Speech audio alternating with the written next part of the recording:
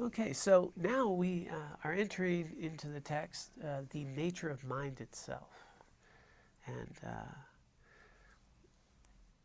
from as we enter, these Buddhist teachings, they'll let you know that the nature of mind, our mind, the nature of mind, its very nature is Buddha nature. Its qualities are those of enlightenment. Its qualities are all seen. It's our very nature itself. And unfortunately, our mind tends to be obscured a bit with what we call karma and kleshas that just obscure our own nature, so we don't really recognize our Buddha nature, our even our potential. It's limited. It's just pinned down, literally. The nature of samsara itself is our limitation, our conditioning. And so as we start to look at a presentation or explore nature of mind, the whole Buddhist path, everything to do with this Buddhist path, is to eliminate the obscurations that prevent us from actually seeing clearly. All the practices of Dharma are that. It's Dharma practice itself. Dharma is anything that is severing away at our sense of ego, our sense of self, so selflessness. So a Dharma practice is anything that's really allowing us to see more clearly, that cultivates that potential. So we often think of Dharma practice as sitting and meditating or doing our prayers, but how we live our life is going to be our most profound practice. And in this conditioned world that we live in the West here, most of your waking hours, you are at work, you're doing stuff, you're actively engaged with others. If that's not our Dharma practice, we're just not going to get very far. 20 minutes a day, if I'm meditating or doing some prayers, and then 16 hours a day, I'm out there totally forgetting everything. I'm just not going to make a lot of progress. And so here, we really want to have a method to make my life my Dharma practice, to quite literally make how I live my life my practice of cultivating reality, my ability to see it, explore it, and know it. And here what they're recommending in the text is that, sort of the analogy is we have these two truths, conventional reality and ultimate reality. And they quoted Sogyal Rinpoche as his analogy, which is that our conventional mind, he's using the analogy of a vase. Outside the vase and spaciousness is our mind, its ultimate nature, and inside the vase, our conventional limited aspect of mind, and that Dharma is supposed to shatter that vase. So this non-dual sort of understanding that we're much more than this body, we're much more than this container, that our mind, our nature itself, is that of just our ultimate all-seeing abilities, and that consciousness continues beyond this body. It was here before this body, it'll be here after this body, and it's our bigger nature. So there's some methods to look at this. You got to think that makes sense, and if you don't think it makes a lot of sense, it's not going to be too helpful. And so we have to look at some reasoning and some rationale, to see what is true and what's not true. So one of the really beautiful aspects of methods that Buddhists use is the idea of negation. What is not? What is not? So am I, when you think about a conventional mind, am I my body? Am I my thoughts? Am I my mind? What am I? And what's John? And so Buddhists start to understand, well, are you John, and what's a John? And you really start to understand that whatever John is today, he wasn't yesterday, he wasn't a week before, it was very different. And this potential of John tomorrow and into the future can be very different. And then these other labels that arise, like right now as a teacher, as a pedestrian, as a commuter, as a grandparent. These labels appear. John is a grandparent in one context. commuter in a context, a consumer in another context, a teacher in another context. But does any of those things capture me? Does it capture you? Does your name capture you? And are you the same person you were 10 years ago? And will you be the same person in the future? And we really carry a sense of ourselves through all that, don't we? There's a sense that, yeah, of course, that was me 10 years ago. And it'll be me in the future. But what is it that is actually the same? What is the same? Now, if you start to exploring that, you're not going to find much. You're really not going to find much. Because we're changing all the time. Our perceptions change all the time. And our likes and dislikes change all the time. Our personality evolves over time. What is there that stays the same? And then, if we can look at that, we can start to explore how I perceive others and what's the same about that. And then we start realizing that the world we live in, the one that gives rise to our senses, we really commonly misperceive it. We hang labels on them. We hang labels on ourselves, and then these labels become our truth. This is a cup. That's a book. This is a phone. So that's a good designation. That's a cup, that's a book, that's a phone. Now, is there any intrinsic reality in a book, a cup, or a phone? What's the nature of any of those? And just to make it real simple, a cup, the actual idea of a cup is in my mind, right? There's no cup per se, the thing that makes this a cup, except I call it a cup. A cat doesn't see a cup. A little baby doesn't see a cup. There's a bunch of, it's put together and it's put in a shape. If I had flowers in it, maybe we call it a vase. If it didn't have a handle here, it would be something else if it was broken. I mean, it evolves.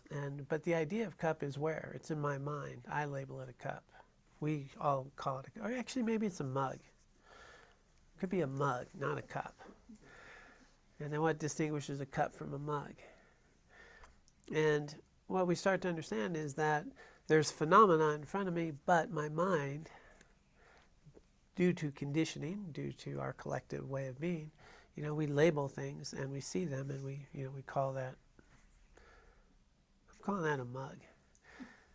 And then book, phone. But when you really start tearing it apart, at what point does it stop being a cup?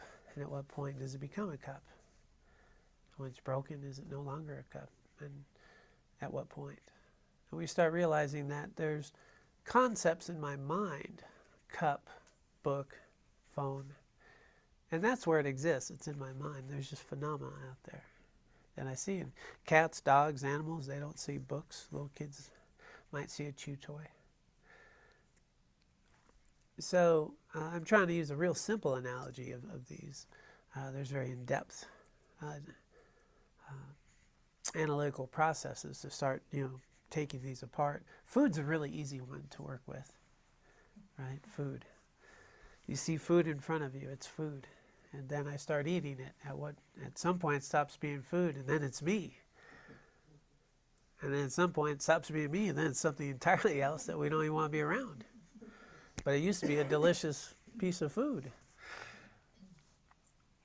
But its nature is none of those things. So we start understanding that there's phenomenon that we see and experience, and then due to our cultural conditioning, the way we're raised, the habits and our perceptions, our ability to perceive at different levels, we perceive phenomena, a book or whatever, and then we label it. And then we think that's a book.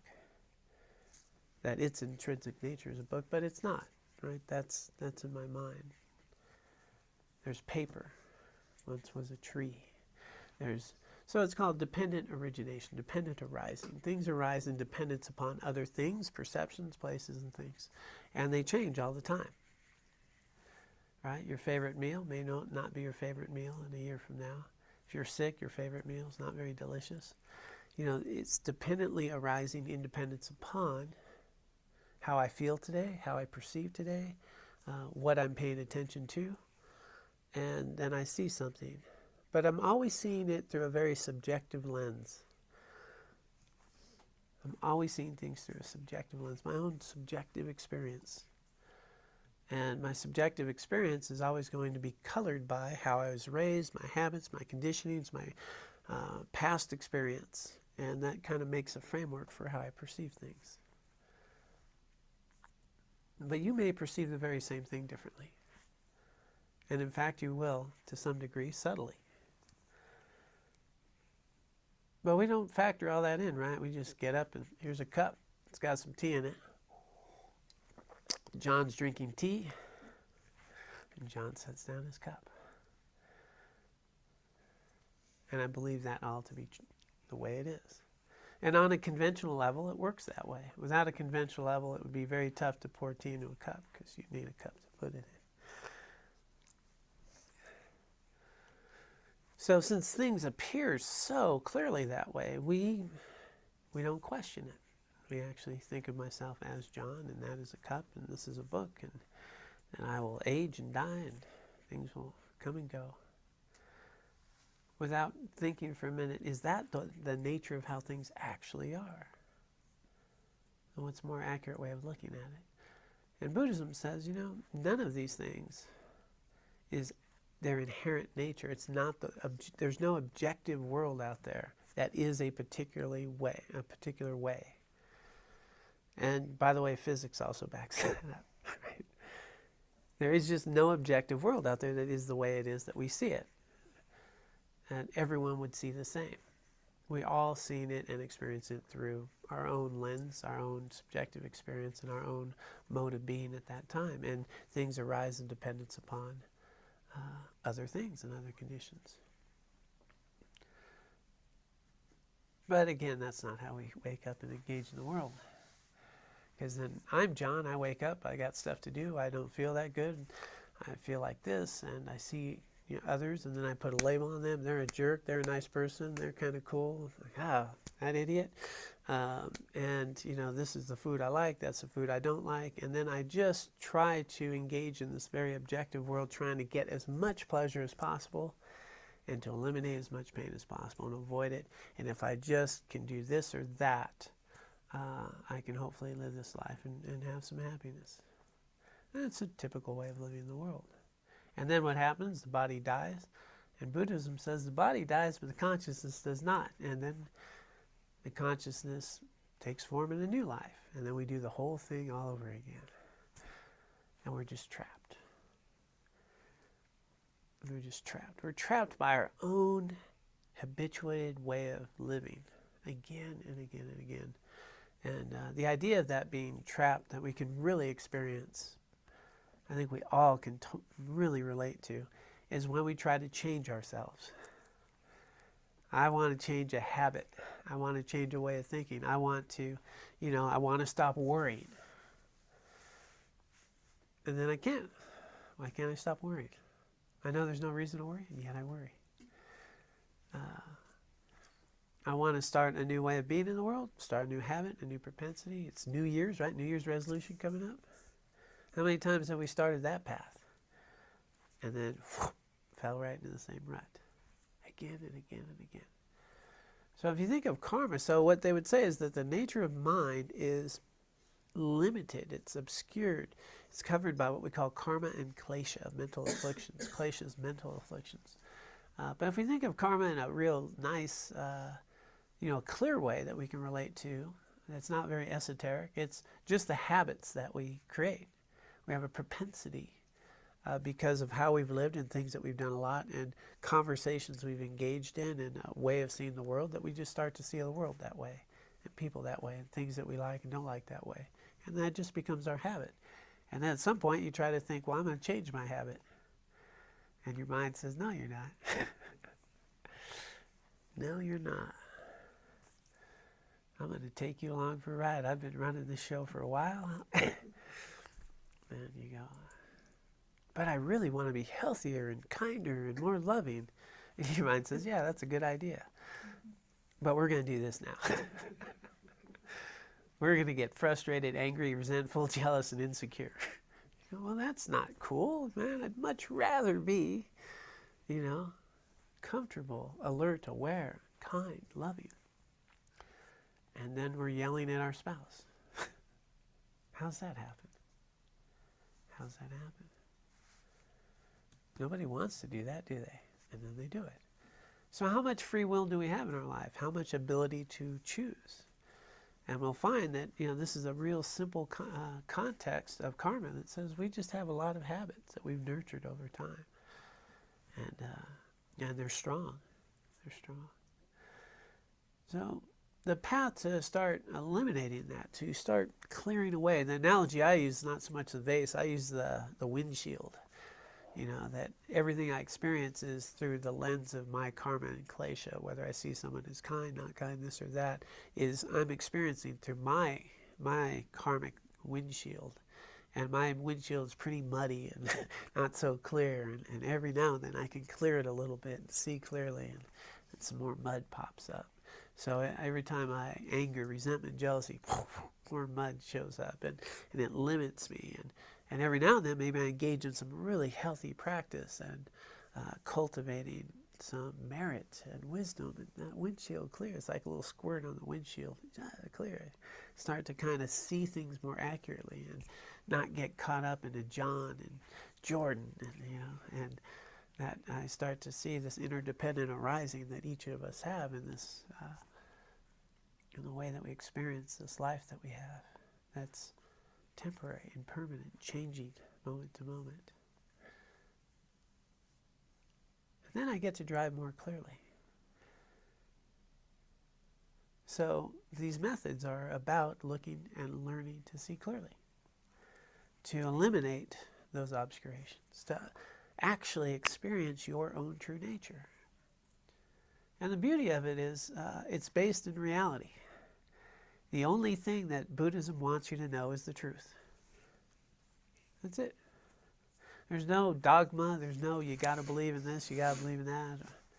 It says, well, let's take some steps in a real logical, rational way to stop suffering, to stop doing things that create mental afflictions in my life, and see if I can be happier. And if I'm going down this path, will it start to allow me to see more clearly? And if so, is this worth really putting the time for? And so this idea of understanding nature of mind is going to lead us to what we call sort of the 5 paths. The next section of this book is the 5 paths, which lead to complete enlightenment. But it starts with what we call right view, and that's why we're at nature of mind. It's right view. I need to really understand how things are and stop misperceiving life, because that's where the problem is. Yet the core of this all is I really have a strong perception of John. John drinking out of tea out of a cup.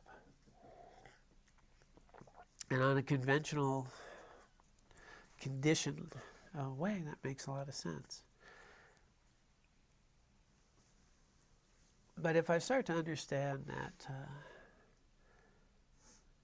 John is a label, John's an idea, and John is not this body, and John is not his thoughts, and John is not his feelings. You'll notice those thoughts, feelings come and go. You'll tend to notice you're still there afterwards, right? You'll notice there's awareness of a body, and sometimes there's no awareness of a body when you're sleeping. And sometimes there's awareness of a feeling, and feelings come and go, and thoughts come and go, but there's awareness. Who's aware? Is it your body that's aware? Is it your brain?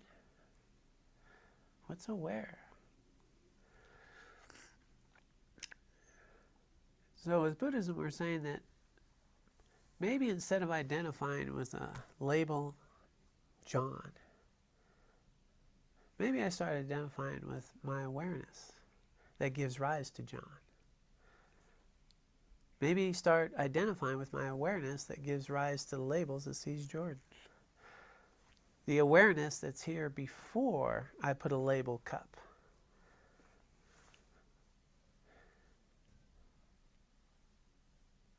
maybe I'm much more than this or that, or a perception, or a feeling.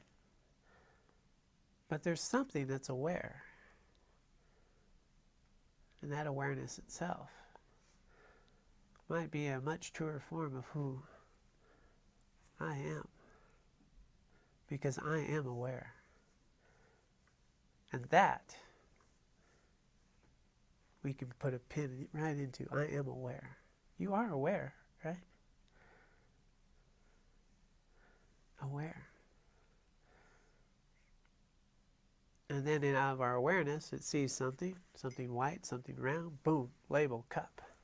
But I'm aware before all of that. One of my favorite quotes by Venerable Tenzin Priyadarshi says, when we say, I am only human, says that's nothing but a self-imposed limitation. Nothing but a self-imposed limitation. As long as I identify as human in this body and that's who I am, well, I'm going to be limited. I'm limited as a human being because that's what I am. But if I start to recognize I'm much more than this human body and that human is, again, a label, well, maybe there's much more to me than being a human being. And maybe we can explore that. And if I can explore it, the Buddhist teachings basically say when we recognize our true nature, we are free. We are liberated from all of those limitations. That it's what smashes the vase, is the direct recognition of our ultimate nature. Direct experience of that for a sustained period of time. We recognize that we're no longer trapped by karma and klesha. So I go, well, does that make sense? So if it doesn't make sense, we're not going to work very hard for that. So we've gone through this text so far, and we started looking at things that we can really easily check out. Things that we can test. For example, our thoughts come and go, and we're still here. My feelings come and go, and I'm still here. Names don't apply so well. And how I'm feeling on any particular day has a direct impact on how I perceive that day, or the food I eat, or the person I'm talking to. That the person, the food, the thing I'm seeing is always going to be different based on my attitude towards it, how I feel that day, what's going on with me. My best friend just became really annoying. And when I'm feeling really well, it's amazing how beautiful a day is. And then beautiful day, good day, bad day, we kind of notice that it has a lot to do with what I'm paying attention to. What's a good day or a bad day? Kind of depends what I'm paying attention to. So we start seeing our subjective experience, so we can start to understand the world we live in is really a very subjective experience. And everything I experience in is through my limited ability to see it based on everything I've learned in my life. Right? And if I was born in India, I might see this cup of tea very differently. British people, they'd be spitting this out. That's not tea. I have a few friends who would have spit this out. So the Italians called my coffee dirty water. So our perception of things change. Right? So I go, okay, well, then let's explore how things are, and we start to understand how labels and concepts are in our mind. They're not intrinsic in the things that we have. And then if I look at them a little differently, my experience of them changes. Wow, that's kind of interesting. And then we start to explore the main working hypothesis of Buddhism, because Buddhism really focuses on eliminating suffering. I mean, that's the deal, right? Dukkha. Unsatisfactoriness. That's it. And so the basic fundamental working hypothesis of Buddhism is very straightforward, very simple, and very testable. That all of my mental afflictions, anger, resentment, jealousy, frustration, anger, insecurity, fear, blah, blah, blah, are a result of me misperceiving what's happening. Well, you can check that.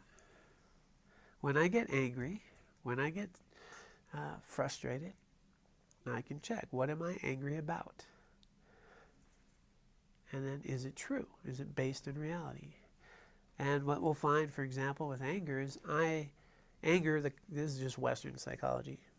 Theme with anger is something is blocking me from getting what I want. That's why we get angry. Something is thwarting me from getting what I want. It's not going to be the way I want. So I get angry. Physiological response, human experience. Boom. So my anger is built in. I really want this to be a certain way. And my anger rises because it's not. So why do I want it to be that way? And is it the best way? And then we explore that a little further, and we start to believe that I would be really happy if this happened. And then, if you explore that a little further, if that happened, would you really be that happy? And how long would that happiness last? And is your happiness contingent on that happening that way? We start to realize, wow, I've been really happy a lot of times.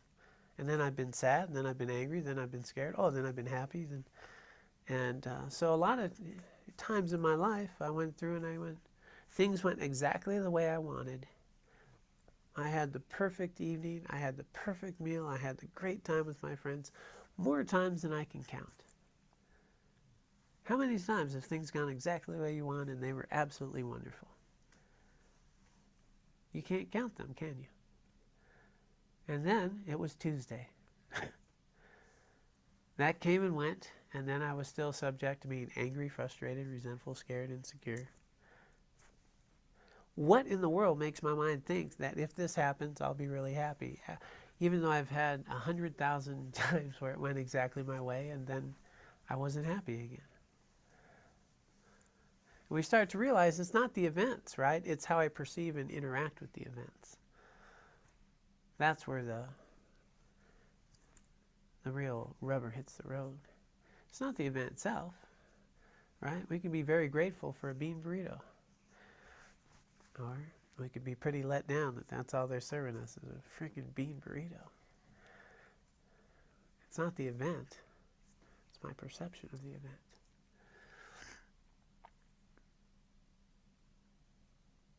But we really think it's the event, and we think that so-and-so is a jerk, and we think that those labels actually contain all the things that we're imputing upon them. That person's attractive, not attractive, funny, this and that. We actually think that that person is a funny person or a jerk. And is that true? And obviously not. When you look a little further, that person could be funny sometimes, and if that person's funny and I find him funny, you think, he's not that funny. Is he really funny? No. You're experiencing him as funny, and somebody else is not. Subjective experience. So this is just a long way of going around that how we perceive phenomena, people, humans, events, things are intrinsically empty of the characteristics we're impugning upon them, we're filling in. Because of how I was raised and the culture I was in, that person is cool. Especially if they agree with me. Then they're really smart too. Because of how I was raised, the culture I've done, and the habits and conditions, this person's an idiot.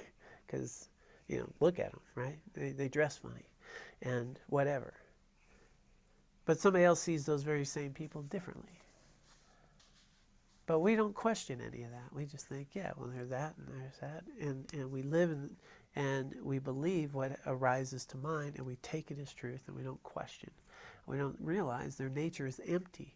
They're empty of all of these characteristics we're imputing upon them. We are bringing that. People are not annoying. We're bringing the annoyingness with us. Annoying's here, not there. Anger's here, not there. But we really think they're annoying, and they're causing my anger. So this is stuff that we start to experiment with, and we've those of us who've been here for a while, we've been practicing this. And it's fascinating because we can sit here and go, that totally makes sense. And walk out that door, and 5 minutes later, become John and be very angry because somebody's an idiot. That's karma and klesha. That's what obscures. We can sit here and totally get it and walk out that door and bump into an idiot and actually believe they're an idiot. even though it's not true. It's fascinating. That's the problem. That's the vase. That's the dirty windshield. That is the karma and the klesha that limits us from actually recognizing our own nature and sustaining it. So there's three pieces that we want to work in as we get ready to engage in a path to eliminate that. So that's the view, meditation, and action. The view, meditation, and action. But first is to maintain the view. If I really think I'm John, I'm just not gonna get very far. Just not gonna get far. If I'm John and I really think there's idiots and jerks and funny people out there, I'm not gonna get far. Because that view is based in misperception. The view is starting to adopt a view that has some semblance of reality that holds up to scrutiny. And so the view being something more akin to being aware of your awareness. That the view is that I live in a conditioned existence that gives rise to different thoughts and feelings and perceptions based upon how I interact with them and what I bring to it. And the view is that John is not the same John that was here yesterday. John is changing, and that John has an unlimited potential for change, for a view, the view. The view is one that holds in the empty nature of phenomena and the interdependent arising of things.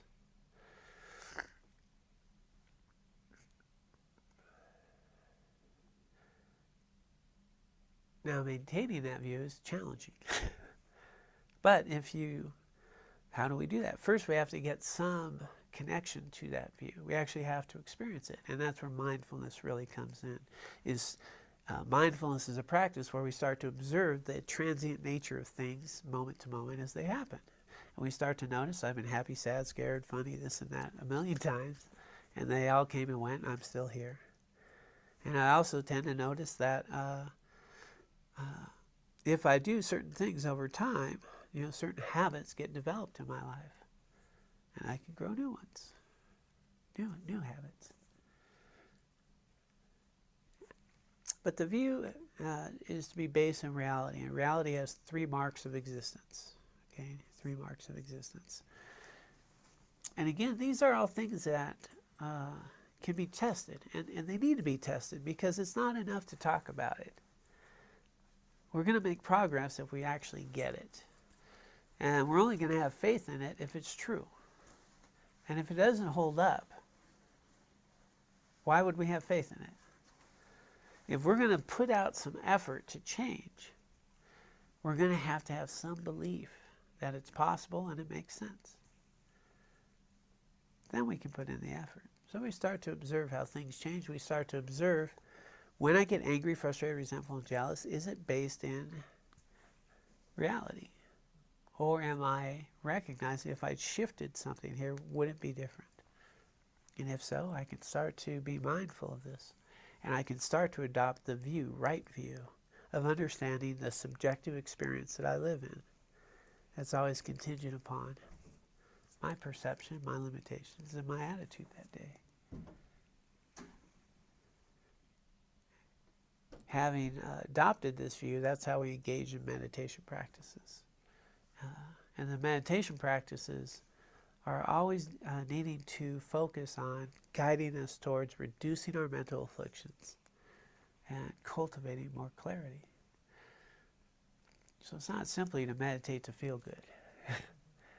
It's to really work on, all these authentic meditation practices are designed to eliminate mental afflictions. And that's how we evaluate our meditation, is that doing it over a period of time, does it eliminate our mental afflictions? And then we're doing okay. And they're all designed to address specific ones. So the view, meditation, and action. Now my actions need to reflect the view. And my understanding that the real source of my anger, the real cause, is in my mind. And If I would like to have love and kindness be my experience, well, I need to stop watering the seeds of anger, right? Because I keep thinking if you guys would change, I would be okay. And that is a pervasive delusion. If you guys would just buck up and be all right, I could finally be happy. Don't you like me enough to do that, please? And we would really like our partners, our relationships, the people we work with, if they could just act right, man. Couldn't they just please?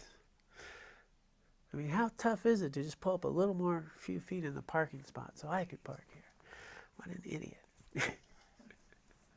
I just came from Southern California, and those few inches matter. And so we get caught up in that, and then we don't recognize that as we water those seeds, what we're watering are seeds of anger, and we're doing it, not somebody else. That I am the one slinging mud on my windshield, not somebody else. And so our actions need to be much more in line with understanding I could be squirting windshield washer on there instead of mud. And my anger, resentment, jealousy, frustration, that's mud. But my kindness, my tolerance, my patience, my compassion is the windshield washer fluid. I can cultivate, I can fill my reservoir up. And so we start to recognize it's not what's happening to me in the world that really matters at all. Everything that's happening to me is an opportunity to cultivate my highest potentials. That is maintaining a view and putting it into action. A view is that every event and moment in my life is an opportunity to cultivate my recognition of my Buddha nature. Everything. What is not an opportunity to do that? Something real terrible happens, that's a win-win. A, I just had a bunch of negative karma get washed away. B, how I respond in times of challenge really is the opportunity to cultivate merit.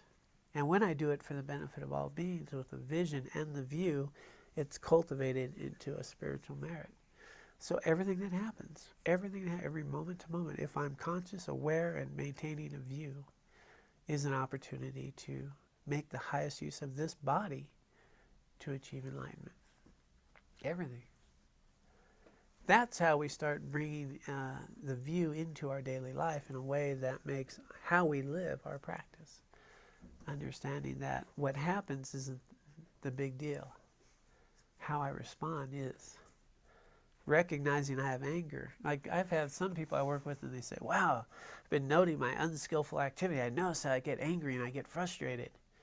Like that's unskillful. And I go, well, what do you do with your anger and your frustration? Are you acting out? They go, no, of course not. That's skillful. It's not unskillful. It's recognizing I have anger come and I'm not going to react. That's what we do. We stop watering the seeds of anger. We stop reacting. And we start taking a deep breath. And we start recognizing that if I really want inner peace, well-being, and clarity in my life, I'm going to water the seeds of compassion, of kindness, of wisdom. And start recognizing that I'm going to water these seeds instead of those. So that's the view, is really understanding cause and effect. Right? Anger is here, not there. I can go lock myself up in my room and try to hide from anger, but I don't think it's going to work. Right? Anger is a mental state. And, as we talked about the other day, does anyone remember the cause? The difference between a cause and a condition?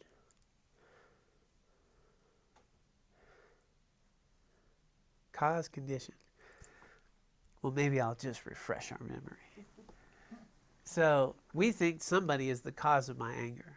And we'd say, well, they can't be the cause of our anger because the cause has to be of the same nature of the result. So, for example, what we use as an analogy is a tree. The cause for a tree is the seed. The seed is of the same stuff that becomes a tree. It's the same stuff, same nature. Now, there's a lot of conditions, right? The soil, the sun, the water, all the stuff that gives rise to a tree, but no seed, no tree. Well, we start to recognize then the cause for anger. Anger is a mental state. The cause is mental conditionings. The causes of my anger are in my consciousness and how I perceive and label what I perceive to be the condition that gives rise. So others can be the condition that gives rise to my anger, but they're not the cause. The cause is here. And if we eliminate those seeds, anger doesn't arise. And what sows the seeds of anger, resentment, and all mental afflictions are the nutrients of misperception. Yeah. And if I stop perceiving someone as the cause of my anger and believing that, I can start recognizing the real cause of my anger is how I'm evaluating and judging that person. That's the real cause. And I actually have the gall to doing like things I don't like. So this is what moves us towards entering the five paths. Five paths. And in order to really enter them, we need to have developed this sense of right view to a really strong conviction that will cultivate renunciation. Really foundationally, renunciation is what allows us to enter the path. It is what ultimately, if somebody wants to think of themselves as a Buddhist, they would have renunciation. They would be renouncing the delusion of conditioned existence. They would be renouncing the idea that anything outside ourselves is really the cause of my happiness or my suffering. They would renounce these delusions of mental afflictions that limit us. And instead of being caught up in eight worldly concerns that we talked about last week, we're going to be dedicated to a path of liberation,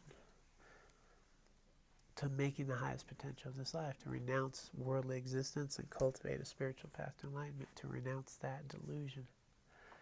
And if we get to that, then we enter into the path of accumulation. That's the first path. Path of accumulation. And this is where we accumulate merit and wisdom. Now you can see where if I have the view, everything I do can be that accumulation. So whenever you're engaged in any activity, recognizing its impermanent nature and how things are, and you're focused on cultivating your highest potentials, your daily life is your Dharma practice. Unfortunately, a lot of times our Dharma practice tends to be on a cushion and reading a book, and then we go out and act like an idiot the rest of the day. And we get all caught up in things. And, all that stuff. So when we do our meditation practice, when we start our day, this is when we imbue our mind with the view that we recognize the interdependent nature of things and life. And start saying, well, what are the seeds I'd like to water today? And let's see if I can water those. And by the way, none of this is to say that there aren't people who do harmful things and there aren't things that we shouldn't stand up for, and that compassion sometimes takes the form of boundaries. We step into the conventional world with an understanding of its empty nature, but that the conventional world does exist, and that we engage in it in a way that's meaningful, so that all of this exists in a way that I can actually become liberated for the benefit of all beings. But that does mean sometimes I need to set boundaries. That means sometimes I need to, hold people accountable. It means that. But without thinking of them as a jerk or a bad person. Another human being, that the healthiest way for me to be is to have a boundary. But their nature is also Buddha nature, just like me. And they have klesha, just like me. And so I want to interact with them, just like me, in ways that, to my limited ability, can be as helpful as possible. Now, if we can start this path, then that really becomes, the essence of renunciation, and sometimes the very developmental process that is fundamentally the basis of all spiritual growth is our ethical and moral behavior. It's one that, gets glossed over a bit. much rather have that nice big blessing and wash away all my stuff. But if I'm going to really fertilize a path to enlightenment. It's ethical behavior. So this is where we just stop doing harmful things. If we stop doing harmful things, we stop watering those seeds that limit us. They stop growing. So my teacher, Venerable Geshe Gelsen, up here on your right, he would say, number one is pretty straightforward. It's not easy, but pretty straightforward. He'd say, now that you understand that you're the one creating your own suffering, stop doing the things that do it. Okay, just stop doing that. Stop hurting people, stop being greedy, just stop doing that, okay? There's 10 non-virtuous actions. They're the top 10. There's a whole bunch others, but just start there, right? Stop lying, stop cheating, stop hurting people, stop killing. Just stop, okay? And then start doing the healthy things. Start doing virtuous activities. Start doing the 10 virtuous ones. Stop doing the non-virtuous, start doing the virtuous. Like, that's your whole practice. Now, that's a really solid practice, to engage in your life in a way that is really ethical and meaningful and virtuous, one that cultivates wholesome mental states and a better world to live in. Just do that.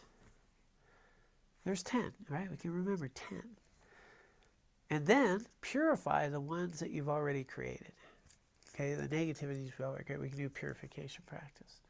So really great foundational practice. Most of us could be right there.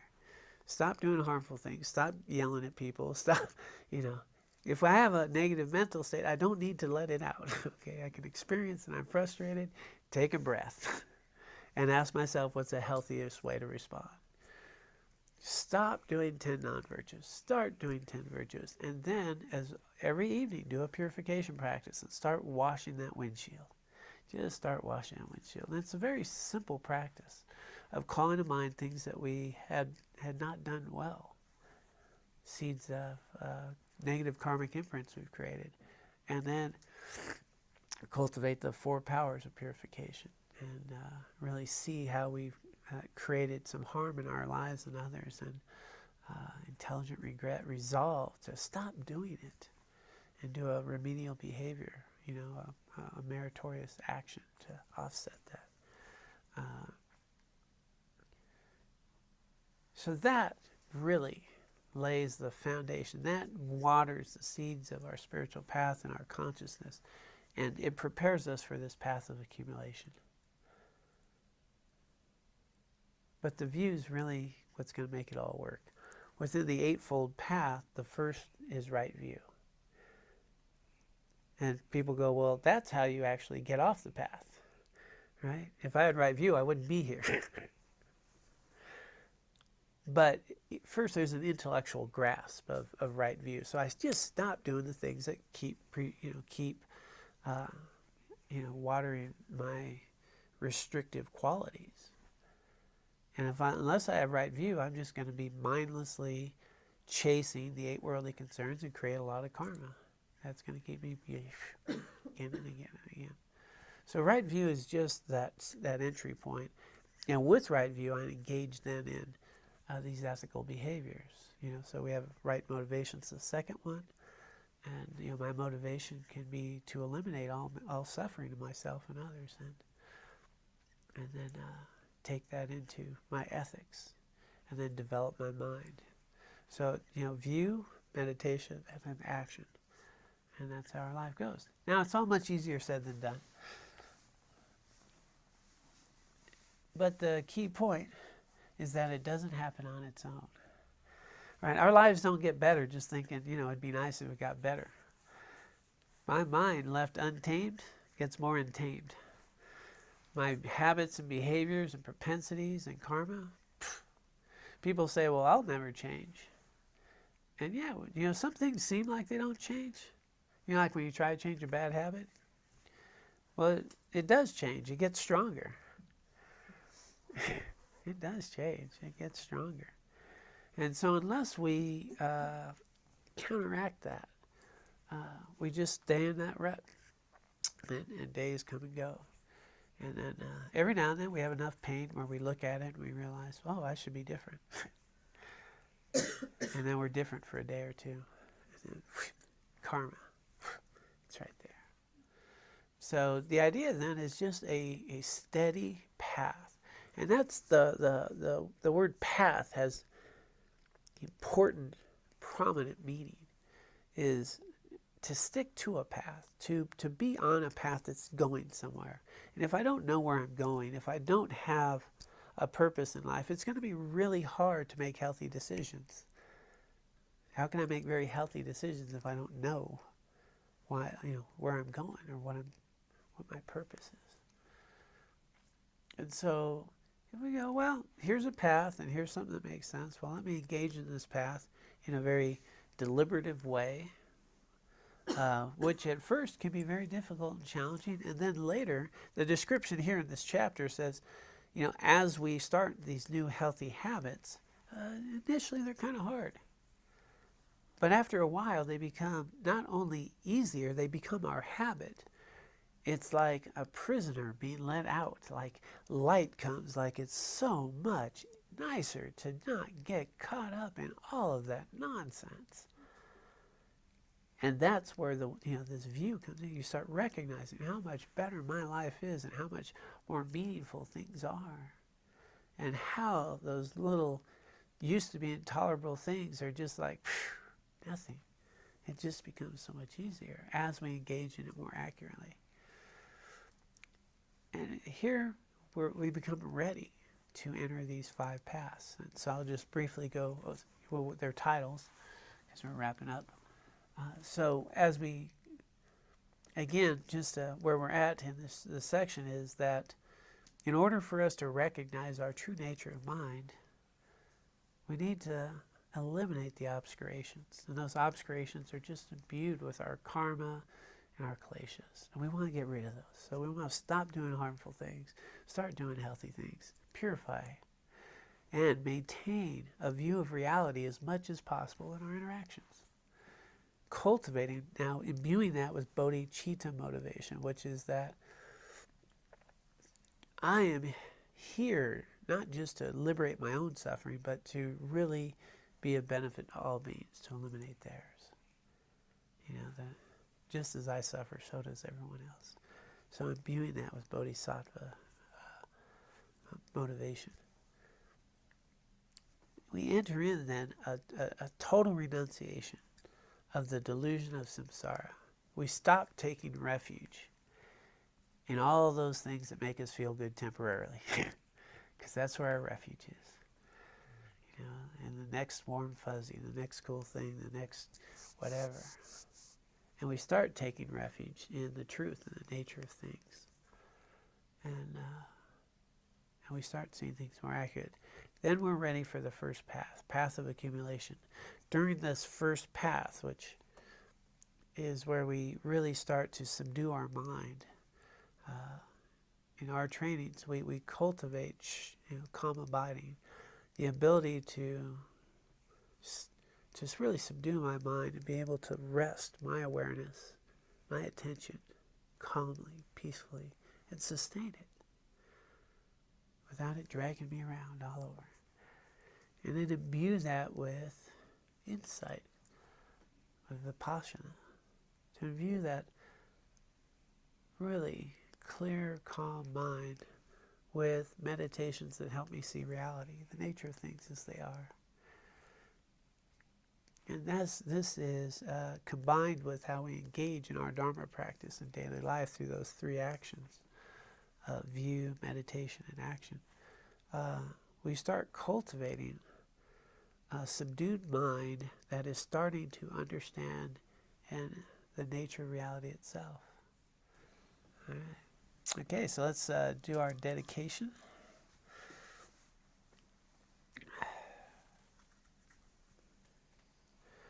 Let us dedicate the merit and wisdom we have accumulated both here today and throughout our lifetimes, both individually and collectively. We dedicate it for the benefit of all beings. May all beings be free of suffering and find lasting happiness. And may we be able to use the merit and wisdom accumulated throughout our lifetimes to recognize our own Buddha nature, to purify our minds, and to achieve enlightenment for the benefit of all beings.